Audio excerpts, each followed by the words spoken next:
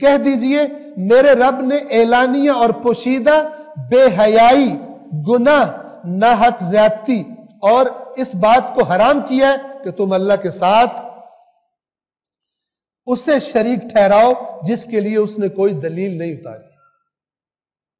کسی کو بھی، اور یہ کہ تم اللہ کی طرف ایسی باتیں منسوب کرو جن کا تمہیں علم ہی نہیں، سمجھ نہیں آ رہی کہ میں کیا دلیل دوں۔ اللہ تعالیٰ نے یوں فرمایا، جیسے کچھ لوگ سٹیج پہ چڑھتے ہیں، بات خود گھڑی ہوتی، کہتے ہیں پاکوں کا فرمان یوں ہے، دین کا حکم یہ ہے، جھوٹ بول دیتے۔ اللہ پر وہ بات بتاؤ جس کا تمہیں علم بھی نہیں ہے یا سنی سنائی، جیسے میں پہلے بھی عرض کیا، حدیث آئی ہے، حدیث ہے یا نہیں، اوپر لکھا ہوا حدیث،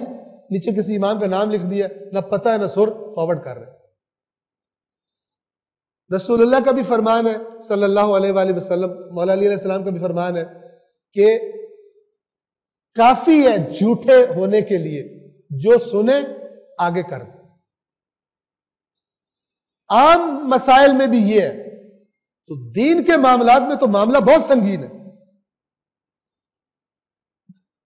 میں آپ کو بتا رہا ہوں کہ حتیٰ کہ آیات جھوٹی بنا کے چل رہی ہوتی ہے، خود میرے ساتھ یہ ہو چکا ہے، کسی نے مجھے بھیجی آیت ہی نہیں تھی، اور نیچے لکھا ہوا تھا اس آیت کو آپ 10 لوگوں کو کم از کم فارورڈ کریں، ہو سکتا ہے آپ کی وجہ سے کسی کا بھلا ہو جائے۔ جھوٹ، آیت ہی نہیں۔ اتنی یہ امت قرآن سے غافل ہے کہ چلو حدیثوں کی کتابیں تو بہت زیادہ ہیں، قرآن تو ایک کتاب ہے، اس کا بھی پتہ نہیں ہے، آیت سمجھ کے آگے چل۔ جس کو آیت کا نہیں پتہ کہ قرآن میں ہے یا نہیں ہے، اس بیچارے کو حدیث کا کیا پتہ چلے گا؟ وہ تو جو امام کے نام پہ کوئی یہودی کوئی لکھ کے بھیج دے، البتہ وہ بڑے چلاک ہوتے طریقے سے بناتے ہیں، وہ لکھ کے بھیج دے، یہ فارورڈ کر کر کے ثواب لیتے رہیں گے، اور 10 کو فارورڈ نہیں کرو گے تو تمہاری لات ٹوٹ جائے گی، ڈر کے مارے اور فارورڈ کریں گے اور اس جھوٹ کو پھیلانے کا سبب بنیں گے۔